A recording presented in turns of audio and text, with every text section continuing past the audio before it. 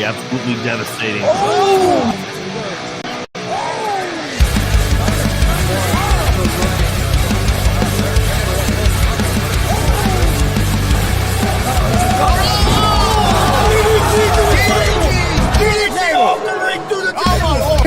This is Joey Owens show. They've been trying to get me on this broadcast forever, and this is the worst damn podcast I've ever been on. So you all can kiss my ass while I win this match.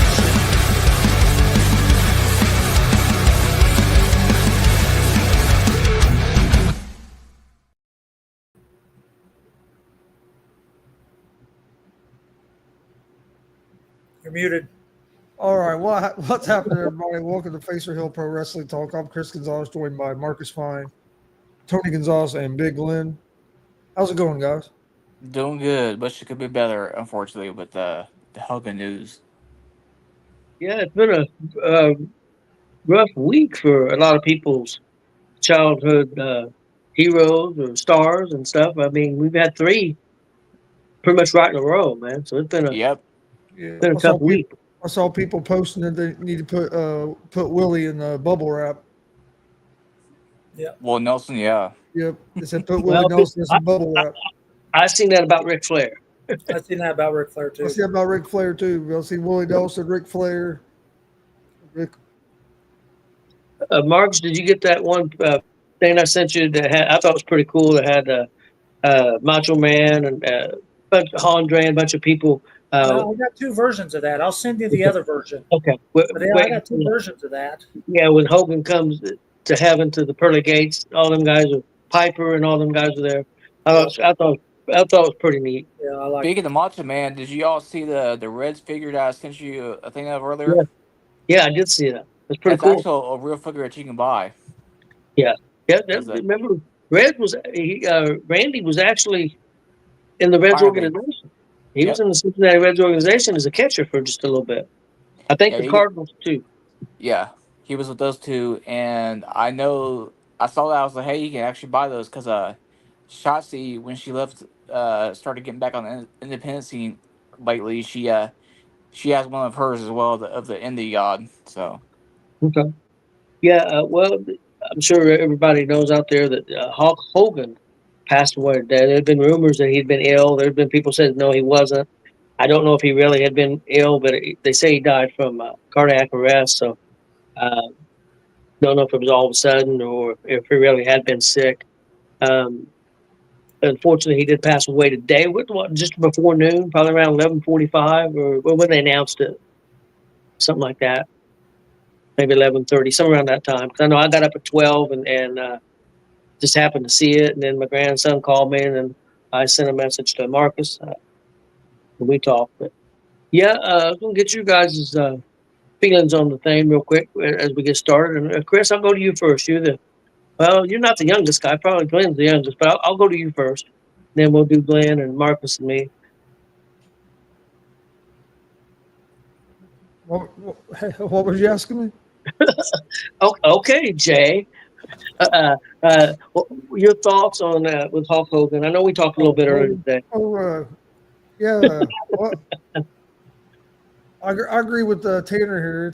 It is a sad day if you're a wrestling fan. I know there's a lot of people that are hating on Hogan and hating on it. And some people are celebrating that he's dead, which I just think is ridiculous. But wrestling wouldn't be where it's at today if it wasn't for Hulk Hogan.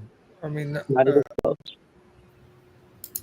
with White, the run he had in the early '80s, especially with what he done with Andre, with Vince helping turn wrestling from territories to national. Now, look, it's all the way global, and who knows if it. I mean, I guarantee it might be big, but wrestling wouldn't be as big as it is now if there wouldn't have been a Hulk Hogan. So, yeah, it's a sad day if you're a wrestling fan. Like I said, I was a big Hulk Hogan fan when I was a kid.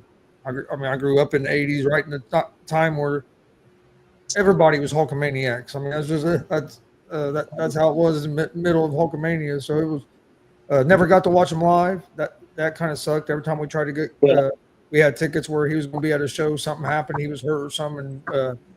never got to see him perform live, but watched a lot of his stuff over the years. And like I said earlier, you don't have to agree with somebody's personal side all the time to still be able to like them as a performer and recognize the talent they had. And you can say what you want about the dude, but he kept himself relevant for a lot of years, not just in the wrestling business. And like Jay said earlier on the show, people that never watched wrestling a day in their life know who Hulk Hogan is. And there's a lot of professional wrestlers that you can't say that for. Hulk Hogan's one of the few that made it mainstream. All you can do is offer prayers to his family, and Yep. but yeah, it is a sad day for pro wrestling. Big Glenn, your thoughts? Yes, obviously politics aside, because I don't miss politics. So we're not even going to get into that discussion personally. But I started watching wrestling when I was 12. So I've seen Shawn Michaels' first reign when he beat Bret Hart. That's when I started watching. So I seen peak NWO and everything, and through my fandom, I found out about who Hogan was beforehand when he was with the WWE. Without him, wrestling is not what it is today, and we're not here talking about him personally. Without his contributions to wrestling business, so that's pretty much my thoughts on that.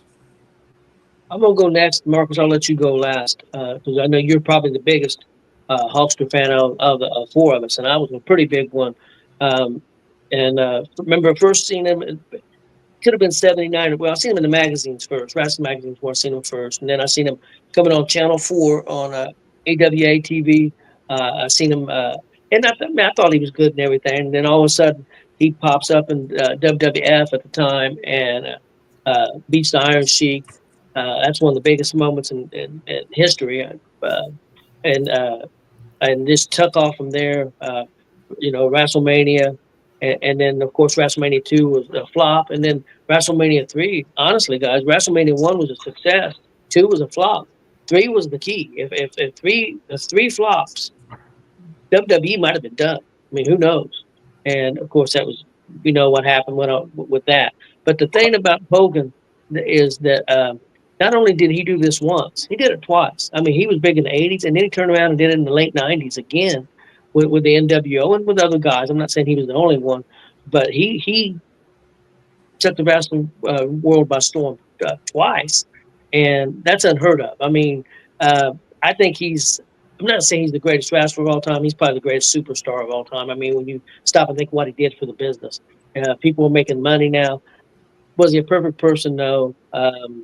He had his demons just like everybody else. Every single person has demons and issues. Everybody. Nobody is. There's a lot. No, there's a lot of perfect people in this world. No. Well, they can think they are, And this is a guy that a lot of perfect people in this world. Come on now. Well, that's true. But when he said his stuff, he wasn't saying it publicly.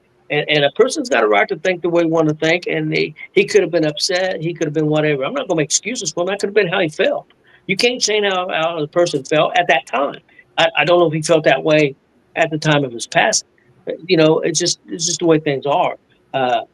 Was he a great person? Who knows? We didn't know him. No, none of us knew. Nobody here or none of these people commenting on Hulk Hogan, most of them didn't know Hulk Hogan. We knew the character, but we didn't know Terry Bollea. So you shouldn't be judging. The only person who needs to judge him is God.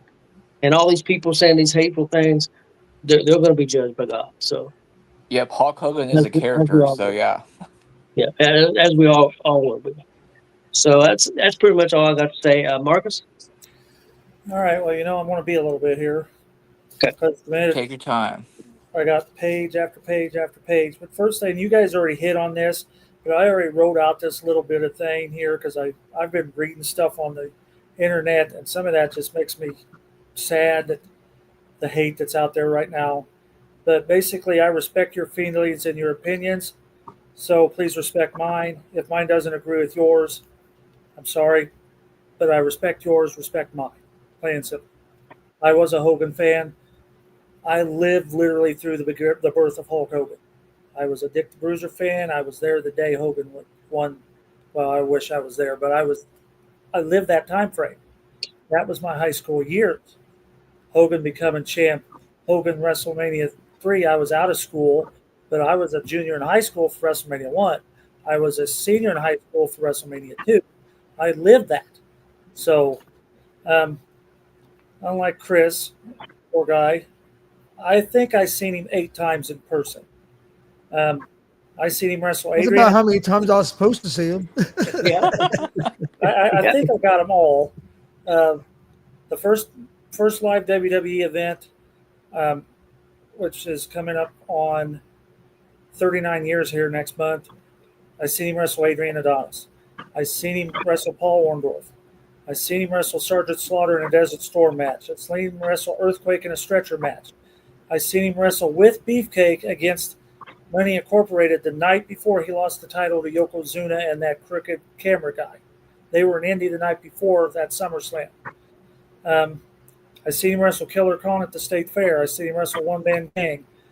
The lead up to the big one in Indy when he took on Andre was in January. The month before that, I was in there the night they hyped that up. He wrestled One Man Gang, and I seen him wrestle Mr. Perfect. So Chris also said it too. Condolences to his family, and he was married, right? Was that show with Mo Man Gang at the State Fair, or was that Market Square? No, One Man Gang was like January 3rd. It was at Market Square Arena. Yeah. Hey, One at the State Fair was Killer Khan. Marcus, can I ask you a question real quick? What's your favorite Hogan match that you've seen live? Like, seeing live? Yes. Why? I don't know. They all had their flair to them. I mean, Adrian Adonis was my first time, so of course I was going ape shit over that. The Paul Orndorff feud, when they both came out, the Real American. Remember, he come out. Yeah. They both used that. Sergeant Slaughter was a Desert Storm match. I don't really remember what that was. I think that was more like a street fight. Yeah. That's what they were. Earthquake was a stretcher match. Beefcake and Hogan was taking on Money Incorporated. They were the tag champions. Killer Khan was at the fair. I mean, they all had their flair to it. So I don't know if I had a. Mr. Perfect was pretty good. So, all right, let's see. Of course, I had these movies down. Of course, Rocky 3. Can't forget Rocky 3. That's basically how I got started, was the Rocky movies. Thunder in Paradise, remember, he came out with movies, but then they had the TV series. Yep. I love those shows. No Holds Barred was good. Now, the rest of these movies were kind of cheesy if you really kind of look at it. Mr. Nanny. Commando, Mr. Nanny, Three Ninjas. They had a TV special called Goldie and the Bears that came out. It was a TV special. Those were all cheesy. If you see what Hawks do it for movies, but then you see what Hogan was doing for movies. Hogan's movies were really kind of cheesy. But I was in the theater for every one of those I just mentioned. So, and then I had the favorite people I seen him wrestle on TV. Of course, Nick Bockwinkel, AWA, The Ultimate Warrior, WrestleMania 6, Andre the Giant, WrestleMania 3. War to Settle the Score, that was the lead up to WrestleMania 1. My junior high school chemistry class, we watched that. The very That next was on day. MTV, wasn't it? MTV, yes. Of course, then Ted DiBiase.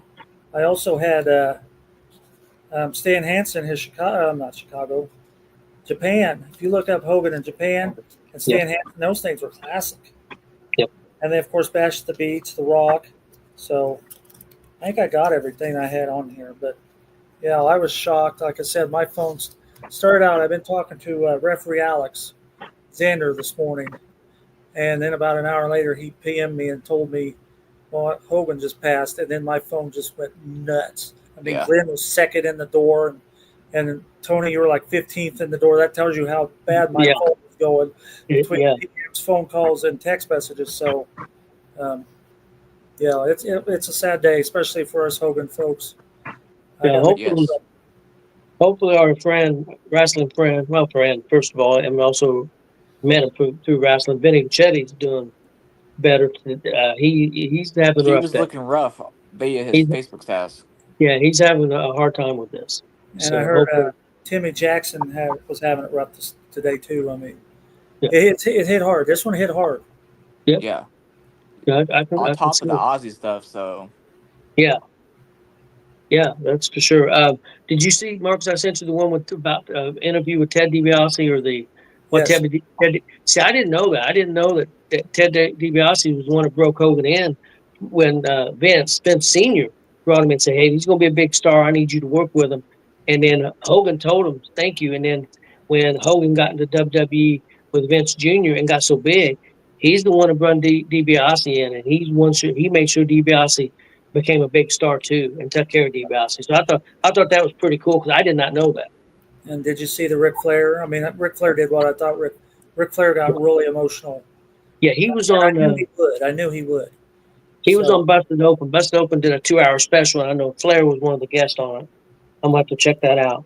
Well, yeah, definitely prayers out to all the families, also all the fans out there that are hurting. Prayers out to you, and also the people that are upset. You know, and want the Hogan fan.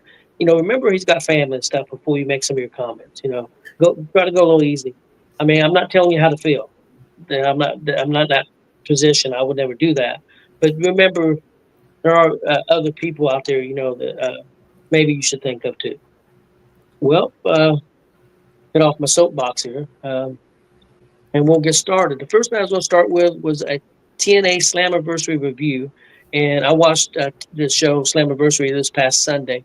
I got a quick review. The stuff that stood out for me was Mustafa Ali and Cedric Alexander. They had some great matches with each other in WWE, and this was another great match. It was really good. Mustafa Ali got the win. A surprise to me, Indy Hartwell beat Tessa Blanchard, and that was kind of a surprise. I know that they're high on Indy Hartwell, who came from WWE, but that kind of shocked me. Another shock was the NXT Women's Championship and the TNA Knockouts Championship being on the line. JC Jane, the NXT champion, taking on Masha Slamovich, the TNA champion, and JC Jane got the victory, and she now has both belts. So that was a surprise. And another really, really good match. I say maybe a career-making match for this young guy, 20-year-old Leon Slater. If you haven't heard of Leon Slater, look him up, guys. He's a very young, talented young man. He beat Moose to become the youngest X Division champion ever, and even bigger than that. AJ Styles came out and made an appearance, and you couldn't put somebody over more. I mean, the whole 10 minutes AJ Styles was there. Other than putting over the fans, he was putting over this young wrestler. So, I mean, could you imagine being that young kid and you got AJ Styles just putting you over? That was really good. A very interesting ladder match. The Hardys won a 4-team ladder match to win the TNA Tag Team Championships. Excuse me. And it was a really good match. They broke every ladder. And there was a spot in that match that he was top dollar in WWE, and he landed awfully on that ladder. Yeah, the dude's like 6'9" and probably weighs 350 to 400 pounds. So he has lost a little bit of weight. He's on the top of that ladder, and they push it, and he flies off. And instead of going through the ladder like you would on your back or whatever, he straddles it with his legs and goes through the ladder. And it was scary looking. But they say he's doing really good, old Top Dollar. Well, that was AJ Francis. He was a football player for the Washington Redskins. But back to the match, they needed a ladder, and Matt Hardy was trying to go to the back, and Jeff Hardy goes out of the ring and talks to somebody. I thought it was a cameraman. Well, he gets a control from him, and they drop a rope ladder from the ceiling, and they use the rope ladder to get the belts. So I thought that was pretty innovative and pretty cool. Next up, Trick Williams beat Joe Hendry and Mike Santana to retain the TNA Championship. And we're going to be talking about that match here in a minute. So I ask you guys to try to check it out. But before we do, NXT wrestlers, women's and men's, hold both TNA championships. What do you guys think about that? I know there's a lot of different viewpoints. It was a really good pay-per-view. It was done in New York. A lot of people were upset because Mike Santana didn't win because he's from New York. Mike Santana is a really good guy. I really like him. I think he will be champion eventually. But a lot of people were upset. I will say, watching the pay-per-view, you could tell it took the air out of the room when Santana didn't win with the crowd. The crowd was hot the whole show. It was a very good show. I thought one of the best pay-per-views that they've done in a long time. But you guys' take, do you think? Some people say, well, TNA is getting taken advantage of. NXT, WWE is just taking advantage of them. It's all to help them. You guys' take on that, Chris? What do you think about it? Do you think that it's all about the WWE, or do you think WWE is helping TNA? No, I think TNA is getting helped in this situation. Their titles are getting they're on NXT wrestlers. But them titles are getting viewed on TV more than they have in the last 5 years on TNA television. Them titles, the name TNA on them titles is getting seen by a lot of people that they never get seen by that might start tuning into a TNA show. So to me, I think it's a good for WWE.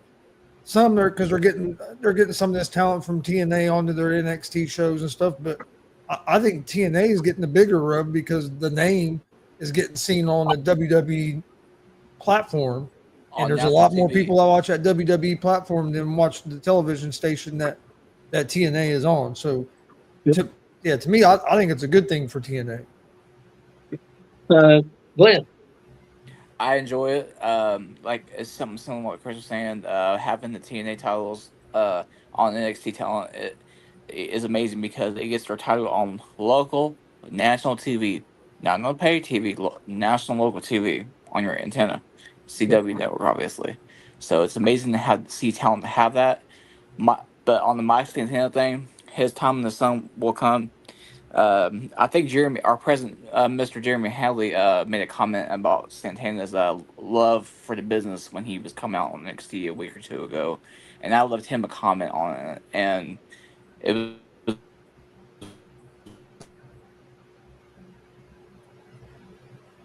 Freeze up. Froze up. He froze up. I don't know if you can hear us. Yeah, I'll give my take real quick. Okay, good. Hope he's back. He's back. I know. He froze up on us. But yeah, Mike's time is gonna come. So I agree. I think I think it's just the fans. You know how the fans are, and they're all, well, I'm AEW, I'm this, and so they're going to be against TNA because WWE's working with TNA. It's just the way it is. TNA right now is trying to get a TV deal, and I think WWE is trying to help them. I think WWE, don't get me wrong, they're just not helping them out of the goodness of the heart. They're getting something back for it. It's a business. And people say, well, WWE's calling the shots. Well, I don't know if they're calling all the shots, but they're the ones that got all the clout. So they're probably definitely leading the way. Just like when AEW had a relationship with TNA, that I don't, in my personal view, wasn't as near as good for TNA, but AEW called the shots, and they should have been because they're the ones that had all the eyes on them, just like WWE did. So I understand that people's got to take that into consideration. Yeah, I think Santana is the next champion for TNA. Perfect example of the views. Almost 800,000 people watched NXT this week. Featured on that was a TNA championship with Trick Williams, and he also was with The Undertaker. So, and I know that segment was amazing, by the way. Yeah, it was a very good segment, and so I mean, getting a lot of views on that, and so we'll see what happens. But I think it's a good partnership. Marcus, give me the question again. I don't want to answer wrong. I have an idea. Go ahead. What do you think? What it was is NXT wrestlers, the women's champ and the men's champ. Well, no, take that back. NXT wrestler got the championship for the TNA title, the men's title. Trick Williams is the TNA champion. Also, JC Jane, who's from NXT, she holds both belts, the NXT women's champion and the TNA women's championship. And do you think that's some people would have a problem with that? Say, why would you let NXT people hold your titles and they're taking over TNA? Maybe they're going to have a TNA versus Bang feud. I don't know where they're going for sure, but I think it's been positive for TNA. They're getting a lot more views on social media. They're getting a lot more TV views. Everything. Well, perfect example. This Slammiversary, had 7,600 people, 7,600 people there, or 7,600 people there, and that's the biggest North American crowd that they've ever had in the history of TNA. So, and in 2023 Slammiversary that TNA did had 900 people. So, look at the growth. So, just your opinion on the whole thing. Well, does WWE really need TNA? No. But they are helping them out, and if it means putting their belts on our people, on their people, you just said it. You got 7,500 plus, the biggest crowd TNA's ever had. They took advantage of a resource, and they're running with it. WWE don't need TNA, and I wouldn't say TNA basically needed WWE. They were offered to help, and they're using it. And I think, and it's working. If you get 7,500 people, your biggest crowd, they took advantage of a resource. I don't see WWE taking TNA away from anybody. They're just helping an independent, a glorified independent, however you want to put it. Yeah. And TNA is using it. Yeah, I think it's working out well for both of them. It helps NXT wrestlers to go wrestle on TNA at their tapings and stuff. They're getting more chances to work, and that's what these young guys need. So that's a strength for them. And also TNA is getting extra wrestlers to work for their company at a very low cost, and they're getting all kinds of views. They're trying to get a TV deal. I do think WWE is trying to help with that. I think that, and part of this could be it's another way to, hey, we'll get you a TV deal and we'll put you up against AEW and to take another shot at AEW. They like to screw with AEW, whether people like it or not. That's always been in business. I think one thing that Triple H has took from Vince is step on the necks, step on your competition necks. Whether people like it or not, that's always been kind of their philosophy, and I think that may be kind of the way it is now. Yeah, Okay, guys. it helps with the WWE Performance Center and the Full Sail, where I still assume the TNA takes place and stuff. It helps with them being very, very close together because where they pick everybody up for WWE NXT and take them over to Performance Center is where I think TNA is at. So Yeah, the perfect. Well, they're doing a live show today. TNA is actually I got it yeah, on now on my TV. They're doing a show live from somewhere, but most views don't get on Access TV. They average about 100 to 120,000 views a week, but that's still by far the number one program on that channel, double what anything else does. yeah. So I think just Axis is like mainly West Coast too. yeah, it's just a very small channel, not much reach. So, like I said, when your wrestlers are on NXT, you're getting seen by an average anywhere from 650 to 800,000 people. So it's a big advantage. Speaking of that, we had Trick Williams and the Joe Henry match and versus Mike Santana 3-way for the TNA World Championship. Wanted to get your guys' thoughts on that. Let's go with Big Glenn first. I actually didn't see that match. That's the only. Didn't get to see it? Okay. Yeah, I didn't see anything of TNA. I've Okay. seen the results though. Okay, Chris, did you get a chance to check it out? I know you've been busy, so I don't know if you did or not. No, I got to watch it. I got to watch the other clips, but I didn't get that one. Okay, we'll see if Marcus got to watch Yes, it. Marcus. I did. Yes, I did. Okay, finally somebody did. I'm Still a good boy. I get the sucker, so Okay, that's my sticker. So Marcus, what do you think of that match? okay. Well, first off, was it a smaller ring? It looked smaller, or was it the way the camera hit it? That I was think a it was- fan cam for one. So Yeah, I it may think have been the way it was. I think it's where the camera hit it. That guy in the blue shirt sat right over that guardrail, and that's the seat I would want. Yes. When I see that guy in that blue shirt, I looked at Kelly because she watched it with me. She's not in here though. I'm still pointing like she was, and I said, "See that guy in the blue shirt? That's the seat I would want. That was prime real estate right there." But anyway, okay, I thought the match was fantastic. Those guys were spot on. Moves worked very well together. I've seen again some moves I've the people are introducing moves that are new to me. Yep. The guillotine was very well. I think that's what it was called. Yep. Trick on Joe. One of the things that's getting a little stale anymore, the guy doing commentary, they pulled the referee out, and then the referee kicked him out. Do you notice the fans didn't care anymore? That kicking Yep. somebody out's just not a big deal anymore. Yeah, it's happening too much. Yeah, it is. They're getting so aggressive. Okay, so anyhow, I love how Joe Henry flew over the top rope. It wasn't a flip or nothing. He just kind of went over, and Yeah. it was very well done. Santana jumping on Joe in the corner. I love that. I don't know if anybody noticed that an AACW referee was on that segment as Alice Lane was there when she come out to help Trick Yep. Williams when he went down. And Yep. there was an AACW referee on TV helping Yep. Trick Williams. So shout out to her. And I love the way the ending worked. See, it's Yes. shock value. They got the shock value.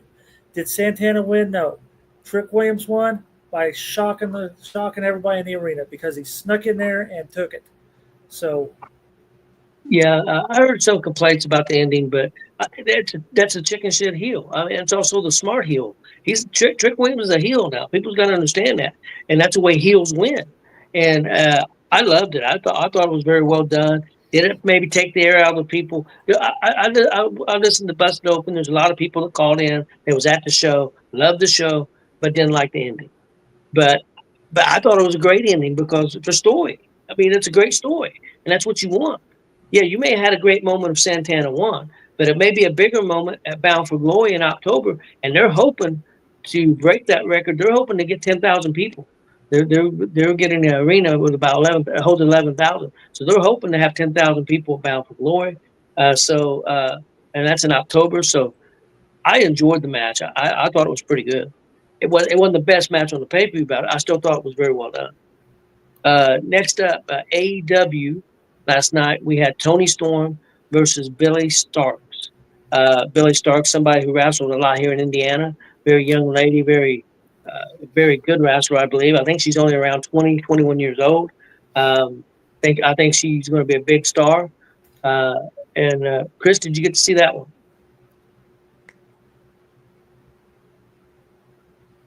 Yeah, I got to see that one. I thought Billy Starks looked real good in that match. I thought it was a good match. Kind of, I would have rather not have the interference and just them two going at it.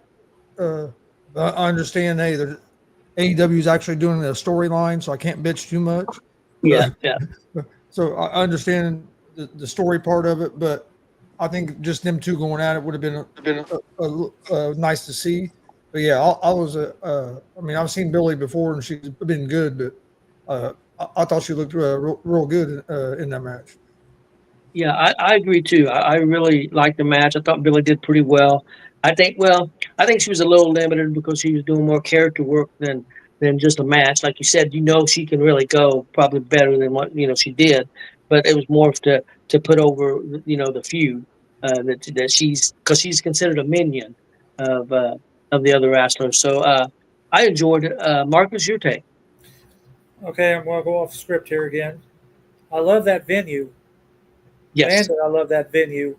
And Tony Storm kind of reminds me of maybe she's kind of like a Thunder Kitty gimmick. Yeah, that's the character really, she's playing. Yeah, is that really what she's going after, or? Yeah. You can definitely tell it because I told Kelly, I said, "Boy, that's a lot of Thunder Kitty in that gimmick." So she's supposed to be a kind of character like a 1930s actress, movie star. That's kind of the character that she's playing. That's why when she comes out to the ring, which I don't know if you got to see when she come out to the ring in the clips, where she comes out in black and white, then it goes to color, and she's a real ballsy character. But yeah, I see similarities with Thunder Kitty and her. I agree. And Chris said it. Billy definitely learned her craft. I mean, I was very impressed. I hadn't seen Billy actually wrestle for a while because I remember I was around when Billy was still in the area, and Billy's definitely learned her craft. See, and then I got to laughing because you said it too. I wish they'd stop telling us how old she is. Yes, we know she's 20. We know she's 20. And that's the first thing you said was, well, she's only 20 years old. Like, yes, we know she's only 20 years old. But anyhow, the Sid Taunt on Tony Storm was fantastic. Several close 3 counts. I mean, we came really close to a pin. Yep. I mean, really close.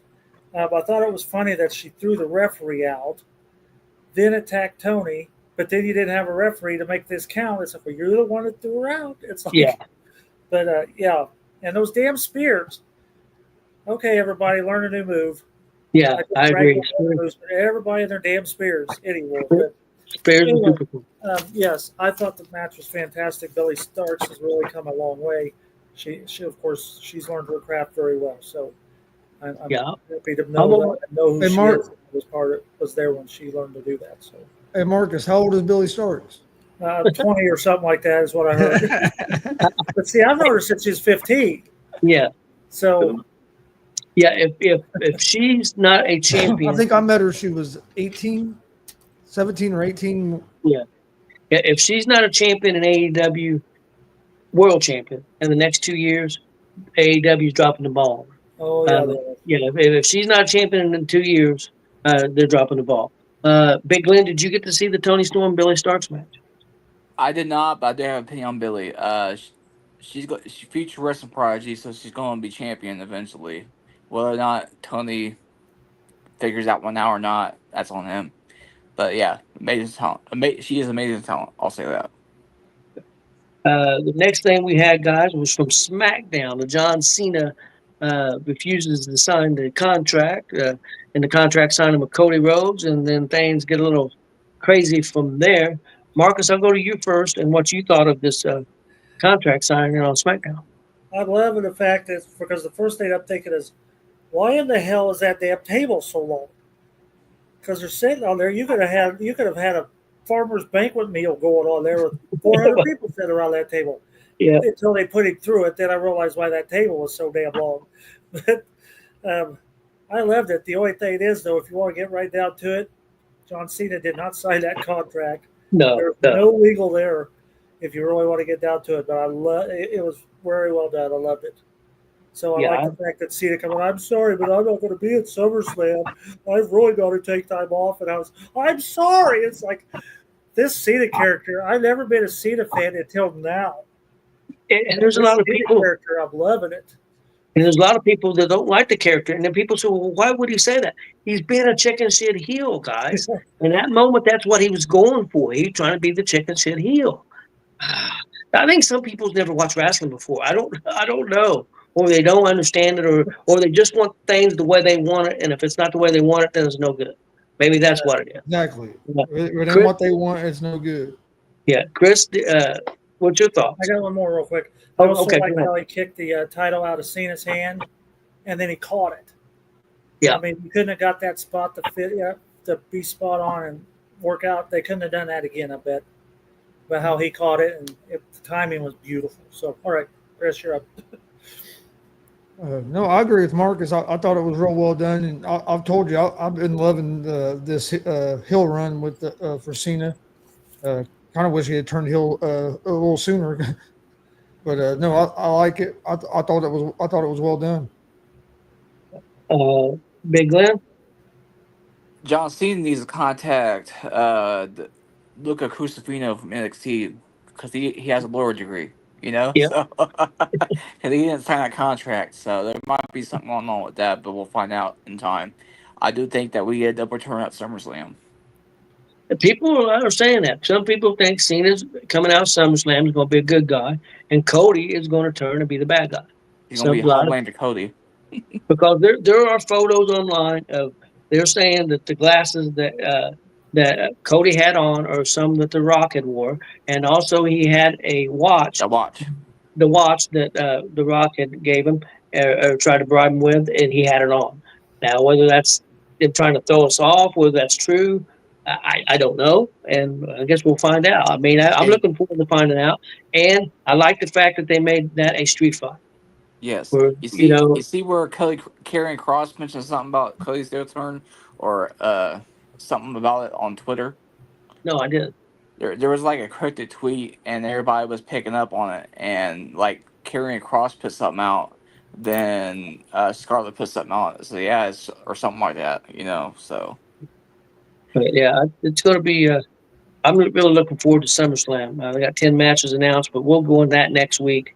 We'll have a big SummerSlam show next Thursday because I'll be right before SummerSlam on Saturday and Sunday of next week. Next up on Raw, we had Gunther confront CM Punk. Guys, I'm going to give my thoughts on this first. I really loved it. I thought Gunther was excellent. I thought Gunther put Punk in his place, and Punk almost looked stunned. I really enjoyed it. Chris, what do you think? He's got to get set up. I had to mute my TV. No, I really enjoyed it. I liked what Punk had to say, and then when Gunther came back at him, I really liked it. I liked that how Gunther was explaining to Punk about his ego and stuff. I really enjoyed it. I thought it was well done. Another well done segment on the show. Marcus?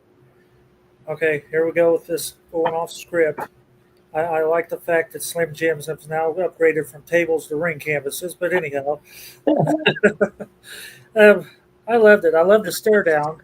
CM Punk got his few words in, and then he never said another word because Gunther literally ripped his ass apart. Yes. And, I'm not here to make friends. I'm here to make money and win titles. Your ego is self-centered. My ego is bringing results. I'm holding titles. Your ego is self-centered. I love that statement. He's going to destroy Punk at SummerSlam. And then Punk, like I said, Punk never got to say another word. No. Because it was literally just chewed his ass apart. So I loved it. Yeah, I thought it was great because Punk is usually the guy that destroys everybody else on the mic. That wasn't what I expected, and I like that. Big Glenn, your thoughts? to see where Gunther started before he landed in NXT UK, a lot of those pictures of him pretty much looking like me, when he got started. Because I mean, we all get better over time, making stuff like that. Him be chubby. I mean, he is what it is. He looks fantastic now. He's come a long way, and he's in his bag right now, and it's freaking amazing. I'm gonna make a statement about Gunther, and people are gonna think I'm crazy. Overall, just the total package of what he's trying to build as a heel and a champion. He's held a belt 80% of the time. He's held a title in WWE, and his character and his mic work and the way he handles a crowd. I think he could be the overall the best pro wrestler in the game right now. I'm talking about overall. I'm not talking about moves in the ring. I'm talking about everything. He can wrestle any kind of match. He can hang with anybody on the mic. He can work a crowd. He really don't have a weakness. He reminds me of Backlund, kinda. He reminds me a little bit of Harley Race. Yeah. A little bit. But that's my take there. Hey, real quick before you move on. I wanted to say something real quick with the CM Punk. Everybody, when he first came back to WWE, everybody was talking about it wasn't going to work. He can't work with nobody. Look what he done in AEW. He's just going to come to WWE and cause problems. It's going to blow up. Since he's been back with WWE, he's done some of it, in my opinion, some of his better work that he's done in a long time. Some of the stuff he's been doing and the storylines he's been doing and like his presentation and stuff.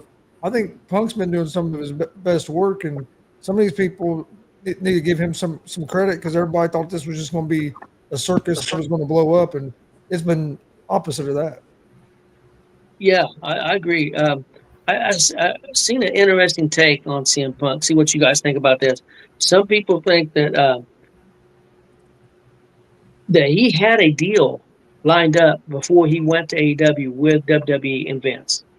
And then they claimed that, I guess this interview came out here recently. I didn't see it with CM Punk. And then claim all of a sudden something happened. He got ghosted by Vince. And it never came to fruition. It never happened. So then he went to AEW.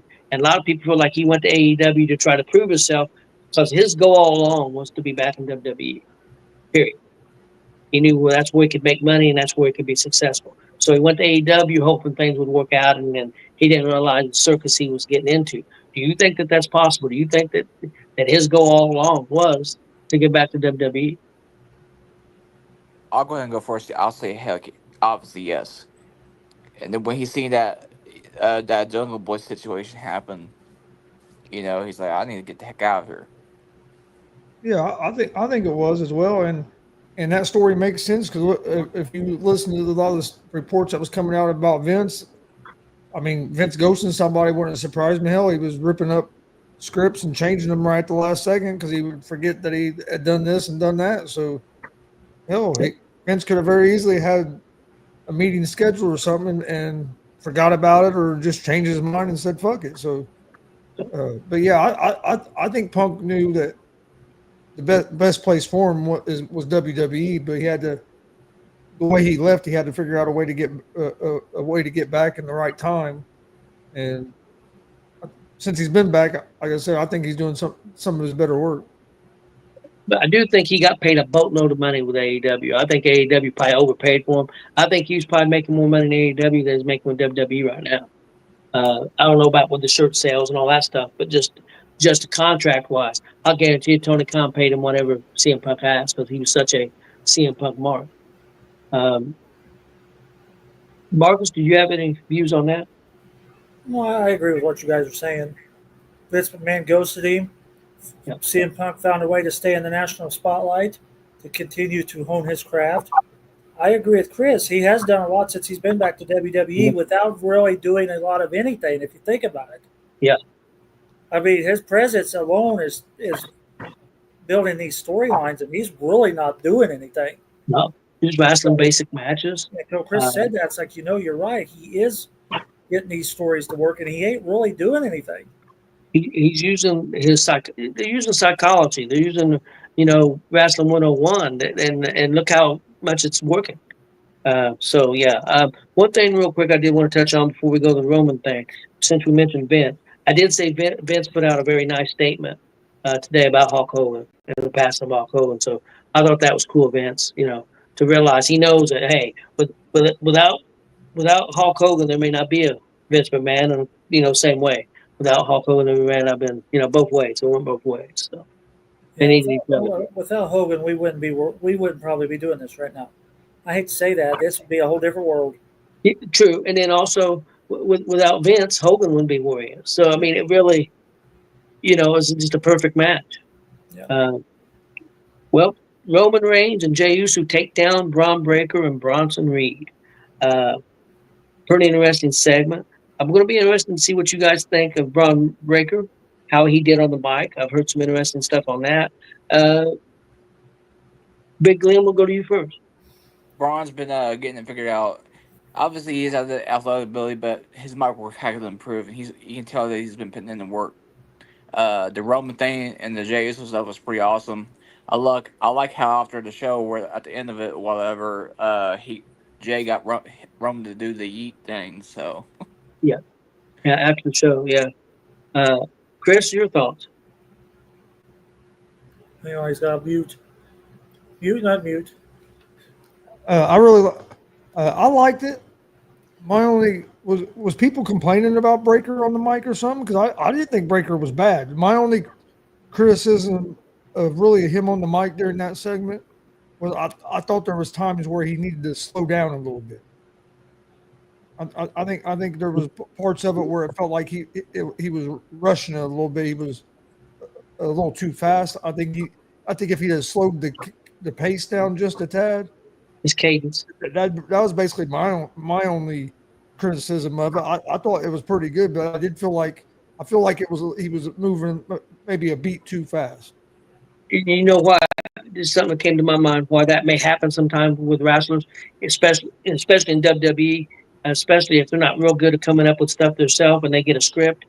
When you're trying to remember something, that you're kind of rushing through it, you're moving maybe faster than you want because you're trying to remember it. So you're not trying to get through it. So, yeah, I think the cadence could have been off a little bit. I thought he did good. I enjoyed the segment. The only thing, Wait a minute, but segment wise, I thought it was a good. I really enjoyed the segment, but it was a little long. I mean, yes, you could it was long. you could have They could- done what they done, and you could have shortened it up just a little bit.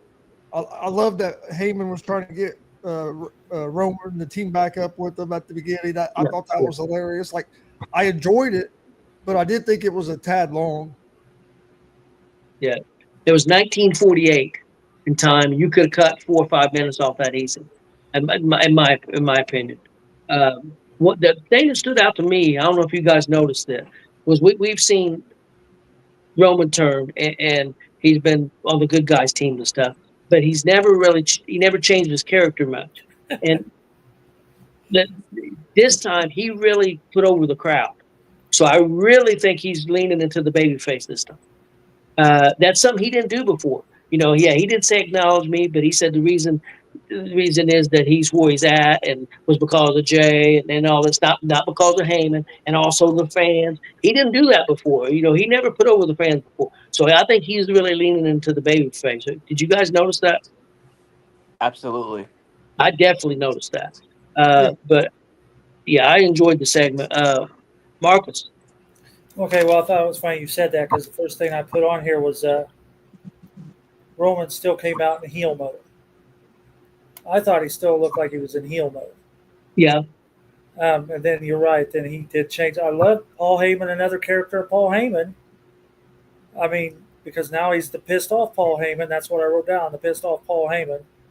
And I thought it was funny how Roman called him, well, you're nothing but an asshole. Yeah. And you thought you put together a faction. This is a bloodline. We birthed the bloodline. You didn't have nothing to do with the bloodline. You're an asshole. And I thought it was funny the whole time. And was that Breaker's first time on the mic? Because I wrote that down. First time on the mic promo. Was that his first time on the mic? No, he was on the mic a lot in NXT, but he's not been on the mic a lot in WWE. He's been on some, but I mean, not. And when he's been on, it's not been in the main segment. It would be in the middle of the show. A segment in the middle of the show. That's his first time being like main segment like that. Yeah, most I definitely. hadn't heard him talk. So, Yeah. and then I thought it was funny after he went through all that shit. Roman says, "Oh, I'm sorry, I wasn't listening." yeah. And I loved that he threw the mic. Threw the mic to him. Here's the mic, and then he does a super. I thought that was very well done. I do have one concern. And I don't think it's happening yet, but I worry. I worry about Bronson Reed being too far in the background. They got to make sure they don't forget about him because I think he's an amazing talent. Also, I think the goal is eventually to make Braun Breaker a huge star. I think that's the big goal of this. Eventually, whether that's 6 months, a year, 2 years down the road, I think that's where they're heading. I mean, Jacob Fatu and Braun Breaker are going to be the next two breakout stars for the WWE at some point. And I read a thing where they're going to make, which I already think she is, but they said they're going to make Braun Breaker, Bronson Reed, Braun Breaker and Jacob Fatu and Rhea Ripley, the faces of the company. In my opinion, I think Rhea Ripley already is one of the faces of the company. That's kind of my opinion. But I enjoyed the segment. I thought it was very well done. Raw was really good this week. I think they're doing a good job, especially with only 3 weeks. SummerSlam, since the last pay-per-view, don't have 3 weeks. And they got 10 matches right now. I looked them to add at least 2 to 4 more. I figure the show will be 6-7 matches on each night. I've heard they sold about a little over 80,000 tickets for 40-something for night 1, 40-something for night 2. Their goal is to get over 90,000. I think they'll make that. I figure they're going to be around anywhere from 45 to 50,000 for each night. They're in that football stadium where the Giants play. Well, guys, you guys got anything else before we get out of here? But yeah. No, I think we touched base on everything. You got anything, Yeah. Mark?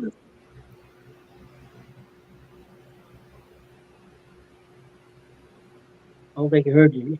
I think everybody's got everything out, so I think we're good for tonight.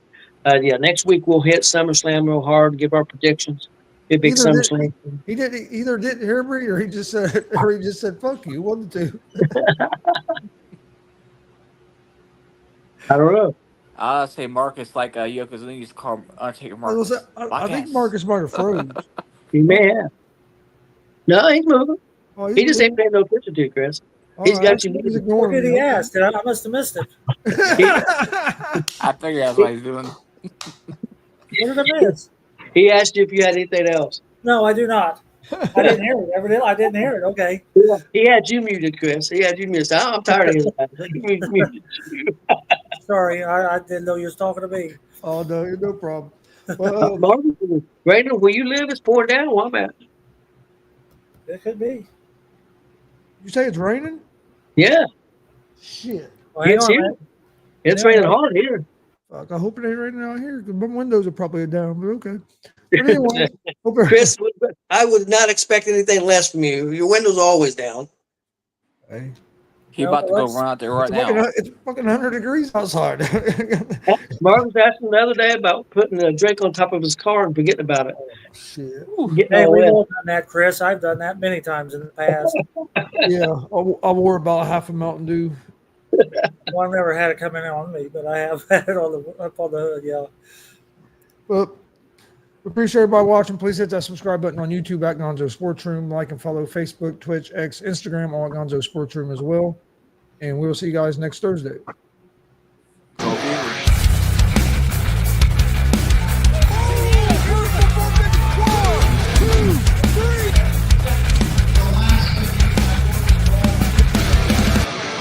That'd be absolutely devastating.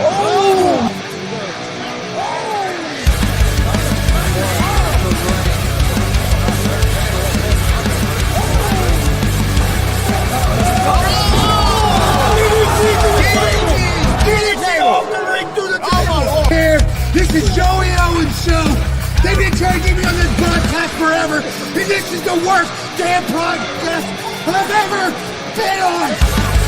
So you all can kiss my ass while I win this match.